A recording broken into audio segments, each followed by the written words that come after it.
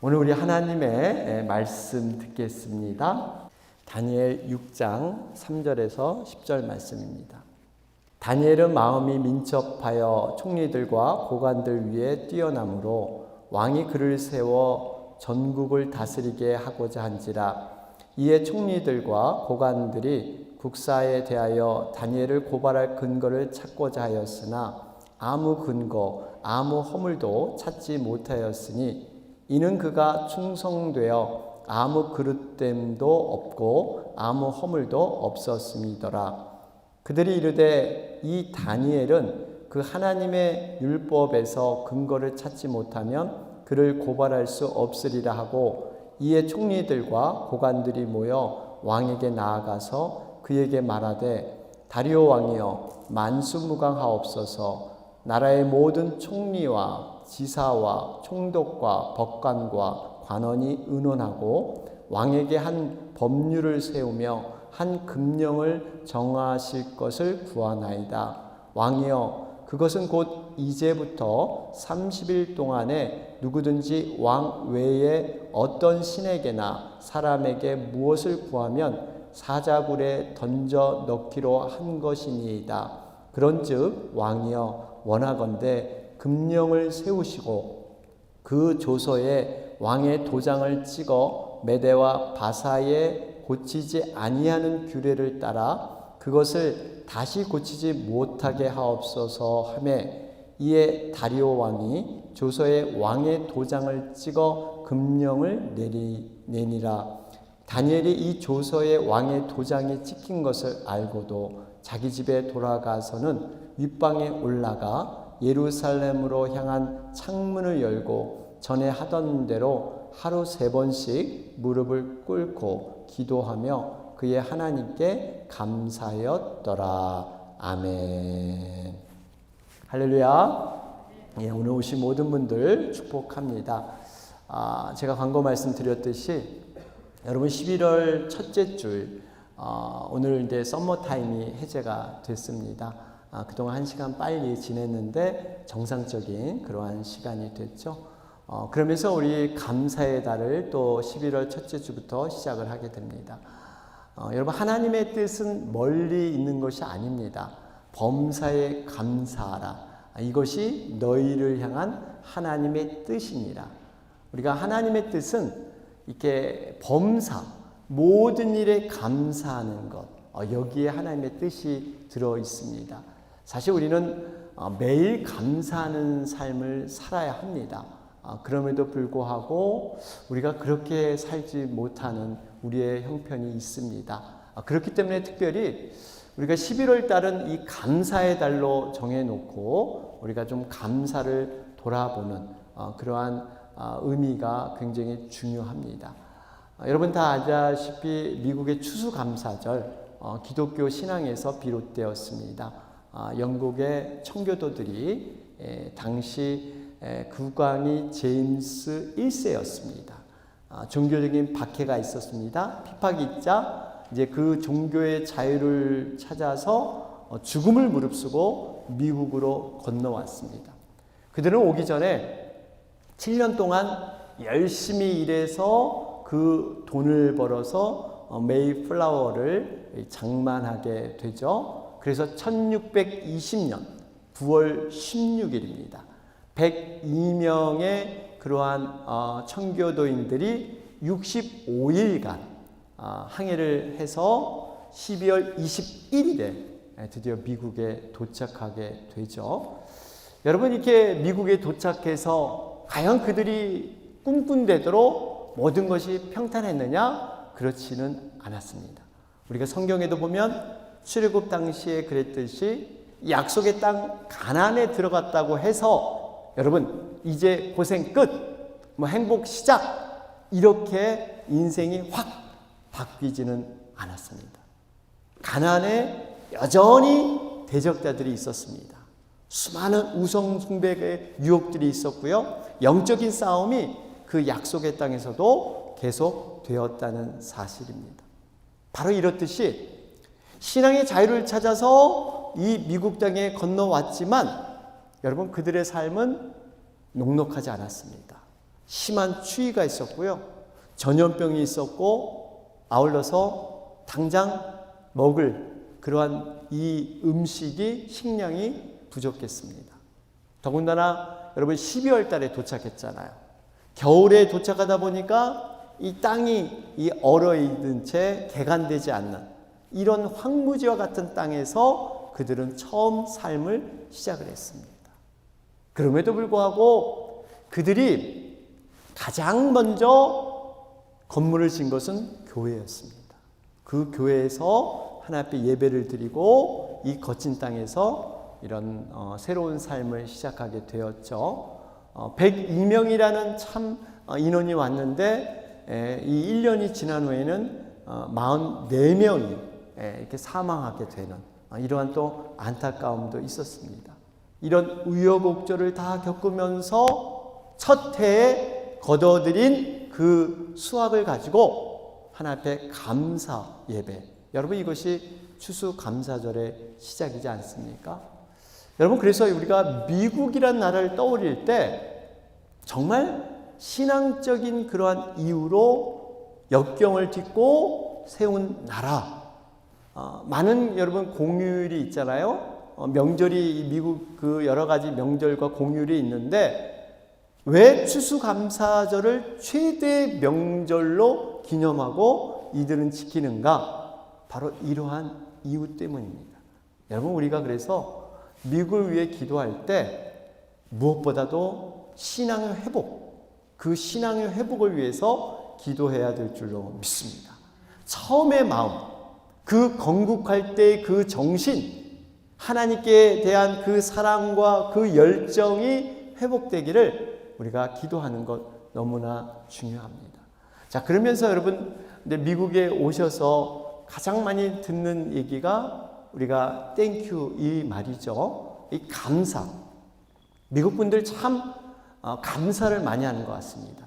이 땡큐 말끝마다 감사하다. 여러분 이런 표현들을 많이 하고 있는데요. 그래서 저도 사실 미국에 와서 이런 그 마음의 결심을 해 보았습니다. 이 감사합니다라는 말을 조금 더 많이 좀 사용을 해보자.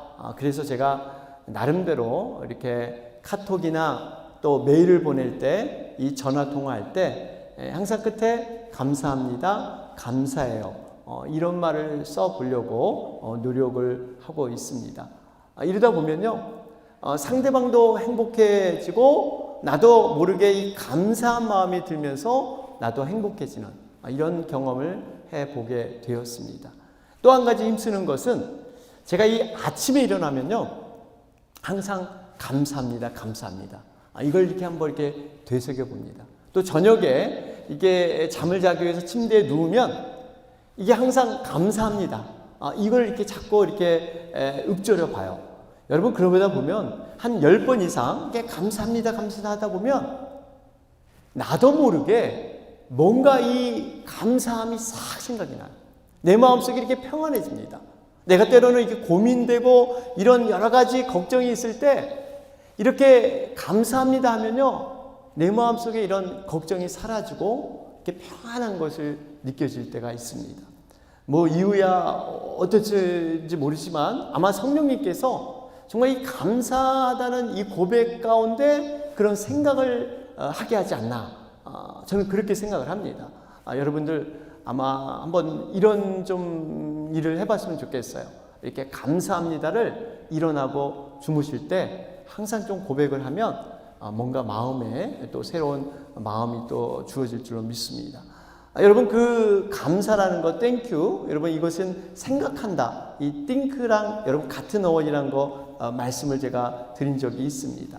여러분 이 사실 우리가 감사는 이 생각과 깊은 연관이 되어 있다는 것입니다. 보통 사람들은 감사를 떠올리면 어떤 환경, 어떤 상황, 그것에서 오는 결과, 이것으로 감사하는 것이다. 이렇게 생각들을 많이 합니다. 예를 들면 정말 어렵게 고생해서 정말 어떤 들어간 직장, 열심히 하다 보니까 남보다 승진이 빨랐습니다. 감사합니다. 여러분 또 자녀가 어려운 형편에서 열심히 공부해서 소위 명문대학에 입학을 했습니다. 감사한 일일 수 있습니다. 여러분 이렇게 내가 마주대한 어떠한 사건, 상황, 주어진 결과, 이 결과에 따라서 감사하는 것, 여러분 이것은 누구나 할 수 있는 그러한 감사의 모습이죠. 그런데 진정한 감사는 이것으로 그치지 않는다는 겁니다. 다시 말해서 당장 눈에 보이는 어떤 환경과 상황의 결과가 내가 그것 때문에 감사하는 것, 여러분 이건 굉장히 한계적인 감사죠. 그러나 어려운 상황일지라도 내가 생각을 해보고 시간을 좀 가지면서 돌아보게 될 때 그 속에 나도 모르는 정말 깊은 감사를 발견할 수 있다는 것입니다. 여러분 이것을 하나님은 정말 귀하게 보세요. 이 감사를 하나님은 정말 진정한 감사다, 이렇게 하나님은 고백하고 있습니다. 여러분 한번 그러한 상황들이 올 때마다 우리가 보이는 그 단순한 현상 때문이 아니라 하나님께서 우리들에게 베풀어 주신 그 은혜, 생각을 가지고 한번 돌아보면요, 반드시 그 안에는 감사의 제목들을 우리는 발견하게 될 줄로 믿습니다. 아무리 어려운 상황이라도요, 깊이 생각해 보면 정말 하나님의 그 손길을 우리는 만나볼 수 있다는 것입니다. 여러분 우리가 한번 생각해 볼 때 만약에 상황과 조건이 좋아서 감사를 한다면 감사하지 않고 원망과 불평도 쉽게 할 수 있다는 겁니다. 왜요? 만약에 어떤 조건과 상황이 싹 사라져버리면 여러분 우리는 그 감사도 함께 없어져 버리는 거예요. 여러분 이런 감사는 아주 일시적인 감사일 수밖에 없다는 사실이에요. 그래서 우리가 이 생각을 항상 정리하는 습관, 여러분 주변도 정리하는 거 참 중요하지만 우리의 생각을 정리할 줄 알아야 돼요. 내가 무엇을 생각하느냐에 따라서 감사할 수도 있고 그것이 원망의 뿌리가 될 수도 있다는 거예요. 사람에게는 이 눈길이 있다 그랬잖아요. 바라보는 시선. 이 생각에도요 길이 있어요. 길이. 생각하는 길이 있습니다. 어떤 분은 이 생각하는 길이 늘 이 불신과 어둠의 영에 늘 거하는 이러한 분이 계세요. 어떤 분은 똑같은 사건을 보고도 정말 긍정의 눈, 믿음의 길을 가지고 그 생각을 가는 이러한 분이 계십니다. 여러분 하나님 앞에 우리가 믿음이 성숙하다는 것, 믿음이 미숙하다는 차이, 여러분 이 차이가 뭘까요? 성숙한 사람은요 자신의 생각이 하나님께로부터 받은 그 받은 은혜에 집중되어 있습니다. 예를 들면 현재 자신이 받고 누리는 이러한 것을 보면서 감사할 줄 아는 사람, 여러분 이런 사람이 성숙한 사람이에요. 그런데 믿음이 미숙한 사람의 특징이 뭐냐면 내가 지금 받아 누리는 것보다 없는 것, 특별히 남에게 있는 것, 나의 것보다 남의 것에 더 시선이 가는 거예요. 생각이 거기에 가 있는 겁니다. 그래서 남들과 비교해서 내가 좀 나으면 굉장히 교만해지고 자랑에 빠지고, 내가 남보다 좀 못하면 열등감에 그려 내려가는, 이것에 따라서 삶이 만족하고 불만족스러운 이런 인생의 널뛰기로 살아갈 수밖에 없는, 여러분 이런 사람들이 미숙한 사람의 모습입니다. 유명한 이 정신 분석학자인 이 빅터 프랭클린은 이런 말을 했어요. 여러분 한번 들어보세요. 한 인간에게 모든 것을 빼앗아갈 수 있지만 한 가지 자유는 빼앗아갈 수 없습니다. 그것은 바로 어떤 상황에 놓여 있더라도 삶에 대한 생각, 태도, 이것만큼은 빼앗아갈 수 없습니다. 이것이 진정한 자유입니다. 여러분 의미 있는 얘기예요. 그러니까 어떤 상황이 되고 어떤 조건이 돼서 이 상황과 조건은 사람들이 빼앗아가고 그것은 방해할 수 있지만 그 삶에 대한 태도, 자세, 생각, 이것은 누구도 간섭하지 못한다. 이렇게 얘기하고 있는 거예요. 바라기는 우리가 어떠한 상황에서도 우리의 삶의 생각이 하나님으로부터 빚어진 그러한 믿음의 생각이시기를 주님의 이름으로 축원합니다. 여러분, 예수님을 믿는 크리스찬들, 우리 크리스찬들은요, 세상 사람과 다른 특권이 있습니다. 우리는 이미 우리의 삶을 보장받은 사람들이에요. 하나님께서 이미 미래에 대해서 완전하게 보장해 주시고 책임져 주시는 삶, 이게 바로 십자가 사건을 통해서 죽음의 권세를 이기시고 승리하셔서 예수님이 모든 것을 이미 마련하고 계시다는 거예요. 우리는 그 승리를 끌어다 쓰면 돼요. 우리가 지금 살아가는 모든 고난의 과정은 그냥 과정일 뿐이에요. 이것을 어떻게 뚫고 나가는 과정일 뿐이지 이미 우리는 승리를 얻은 결론이 난 사람들, 여러분, 이것이 크리스찬의 모습인 줄로 믿습니다. 그렇기 때문에 우리가 세상 사람과 틀린 것은요, 주어진 상황과 환경에 지배를 당하지 않는다는 거예요. 거기에 묻혀있지 않아요. 세상 사람들은 그저 거기에 허덕이면서 살아가는 모습이지만 우리는 그것을 초월해서 살 수 있는 사람, 하늘의 사람들로 우리는 살아갈 수 있는 줄로 믿습니다. 어떻게 보면 믿는 자들의 신비한 것은요, 세상 사람을 볼 때 어떻게 그 상황에서 마음이 평안하고 감사할 수 있는가? 여러분, 이것은 세상 사람들의 어떤 지식과 논리로는 알 수 없는 거예요. 오로지 하나님만이 주시는 그 지혜의 비밀, 그 비밀로 우리는 충분히 이렇게 해 나갈 수 있다는 것을 우리는 알 수가 있어요. 여러분, 이 믿는 자들은 어려운 그 고난의 환경 속에서 감사의 보석을 이렇게 캐내는 사람, 여러분, 이런 사람들이 진정한 믿음의 사람이다라는 것을 알 수가 있습니다. 오늘 등장하는 다니엘이 그런 사람이었어요. 다니엘은 어떻게 보면 시대적으로 굉장히 불운한 시대에 살았던 사람입니다. 나라가 망했습니다. 어린 나이에 원수의 나라인 바벨론의 포로로 끌려가게 돼요.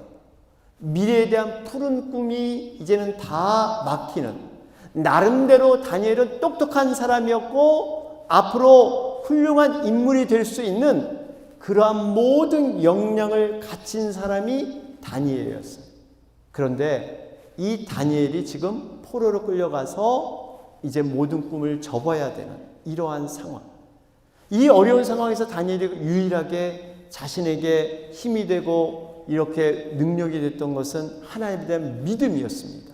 이 믿음을 가지고 이 어려운 삶을 끝까지 헤쳐나가면서 하나님 앞에 열심히 기도하고 열심히 예배하는데 이제 그것마저도 포기해야 될 위기에 놓이게 됩니다. 여러분, 다니엘이라는 이름은 하나님의 나의 심판자, 이런 뜻이에요. 하나님은 나의 심판자. 그러니까 그는 지금 예상치 않은 고난의 삶, 어려움 가운데 살고 있지만 하나님 섭리 안에서, 하나님의 큰 그림 안에서 자신을 이해하면서, 아, 하나님이 나와 함께 하신다. 내가 비록 포로로 끌려왔지만 하나님은 분명한 선한 계획이 있으시고 나에게 주어진 일을 믿음 안에서 최선을 다해 살아가면 하나님은 합력하여 선을 이루실 것이다. 그는 믿었던 거예요. 이렇게 버티며 살아가는데 여러분, 어떤 일이 있습니까? 다니엘에게 역경이 찾아옵니다. 다니엘이 정말 주어진 일을 최선을 다해서 하다 보니까 이 민심을 헤아리고 일을 잘하다 보니까 국민들에게 인정을 받고 왕에게 인정을 받아지게 되죠. 그래서 다니엘이 갑자기 급부상하는 거예요. 이렇게 출세를 하니까, 성공을 하니까 거기에 이제 반하는 정적들, 어떻게든 다니엘의 흠과 비리를 잡기 위해서 이 정적들이 생기게 됩니다. 아무리 흠과 비리를 잡아보려고 노력을 하지만 없으니까 어떻게 하죠? 이젠 하나님과 관계, 어떻게든 하나님께 예배하는 그 다니엘의 행위를 금해하겠다. 이것이 다니엘을 잡을 수 있는 유일한 방법이다. 이것을 깨닫게 됩니다. 여러분, 이제 다니엘에게는 딱 두 가지의 초이스밖에 없어요. 하나는 하나님에 대한 믿음을 포기하고 이제는 이 현실에 만족하는 삶을 살던지, 또 하나는 내가 하나님을 배신하지 않고 비록 사자굴에 끌려갈지라도 내가 이 믿음을 지켜나가든지 둘 중에 하나를 택해야 했습니다. 그런데 이런 상황에서 다니엘은 바로 하나님에 대한 믿음을 지켜나갑니다.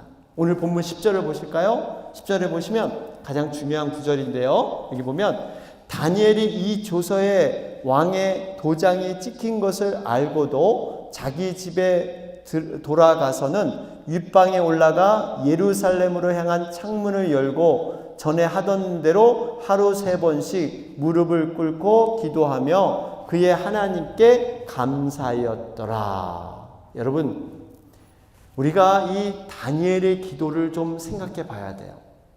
다니엘의 기도는 우리가 드리는 기도와 차원이 틀린 그러한 기도였습니다. 우리들이 드리는 대부분의 기도는 여러분 어떤 기도일까요? 살기 위해서, 살기 위한 기도였습니다. 먹을 것을 주시옵소서, 건강을 회복하여 주시옵소서, 문제를 해결하여 주옵소서. 여러분, 살기 위한 기도를 대부분 드리는데요. 다니엘은 달랐습니다. 지금 기도하는 이유는 단순히 자신의 목숨을 살려달라고 기도한 것이 아니었습니다. 오히려 다니엘은 기도하면 뻔히 죽을 수 있다는 이 사실을 알면서도 다니엘은 기도하고 있습니다. 다니엘의 기도는 단순히 저를 살려주옵소서 이렇게 기도하는 게 아니었어요. 내가 죽으면 죽으리라 하면서 각오하면서 드리는 기도. 어떻게 보면 다시 말해 이 감사할 아무런 조건이 없었다는 거예요. 지금 다니엘은 죽을 수밖에 없는 상황인데도 오히려 감사하며 기도했다. 여러분 10절의 후반절 보면 그의 하나님께 감사하였더라 그래요. 감사하였더라. 여러분, 다니엘은 이런 상황에서 오히려 감사를 했다. 이렇게 고백을 하고 있습니다. 여러분, 오늘 말씀 가운데 어떻게 이 다니엘은 이런 믿음을 소유할 수 있었을까? 이런 환경과 이런 조건에서 어떻게 이런 기도를 드릴 수 있었을까? 다니엘의 모습을 보면요, 이것은 자연스러운 것이 아니라 다니엘은 선택했다는 것입니다. 감사는 결코 외부적인 환경이나 주어진 상황에서 감사하는 것이 아니라 자기의 생각을 선택해서 하나님 앞에 나가는 모습. 여러분, 이것이 진정한 감사인 줄로 믿습니다. 한번 다니엘 편에서 한번 생각해 보세요. 다니엘이 그 어려움 속에서 지금 하나님 앞에 믿음으로 나갔는데 하나님께서 칭찬해 주시고 오히려 복을 주셔야 되는데 지금 기도로 나갔는데 예배로 나갔는데 오히려 돌아오는 건 자기가 사자굴에 던져져야 되는 이러한 불안과 두려움이 있습니다. 다니엘이 생각할 때 이렇게 항변할 수도 있었어요. 하나님, 제가 지금까지 혼자 예배 정말 아시잖아요. 이렇게 간절히 기도한 거 아시잖아요. 오히려 믿음으로 살았는데 왜 올무가 돼서 제가 이런 상황에 처해야 됩니까? 하나님 너무하십니다. 제가 어떻게든 믿음으로 살려고 몸부림쳤는데 고작 나에게 돌아온 건 이것입니까? 라고 원망할 수도 있었을 거예요. 그런데 다니엘은 오히려 감사를 택했다는 사실입니다. 기도하면 살아나는 것이 아니라 기도하면 죽을지도 모르는데 그 기도를 포기하지 않았다는 사실이에요. 여러분, 이런 상황에서 어떻게 다니엘이 이런 감사의 기도를 드릴 수 있었을까요? 저는 두 가지로 결론을 말씀을 드리기 원합니다. 첫째는 다니엘은요, 하나님은 항상 선하시다. 이것을 절대 믿었습니다. 절대 신뢰했어요. 하나님은 선하시다. 여기에는 조금도 흔들림이 없었습니다. 여러분, 우리가 믿음 생활하면서 꼭 놓지 말아야 될 한 가지가 있습니다. 그것이 뭐냐면, 때로는 내가 눈에 보기에 좋은 것, 유익한 것, 선한 것, 이것이라도 이게 좋지 않을 수 있다는 것을 생각해야 돼요. 그러니까 다시 말하면 우리가 좋은 것은 내 눈에 좋은 것만 좋은 것이 아니라는 거예요.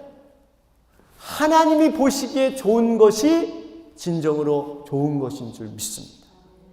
사람들의 선악의 기준이 자신에게 있다고 생각하는데 여러분, 이건 잘못된 거예요.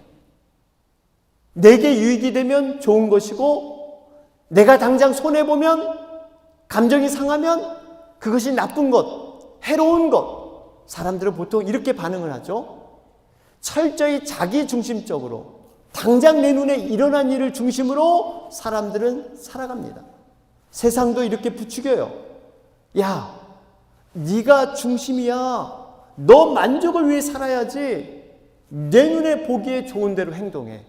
너 중심으로 행동해. 여러분, 모든 선과 악은 우리 자신에서 비롯된 것이 아니에요. 절대 선과 악은요, 하나님의 주권에 속해 있습니다. 하나님 영역이에요.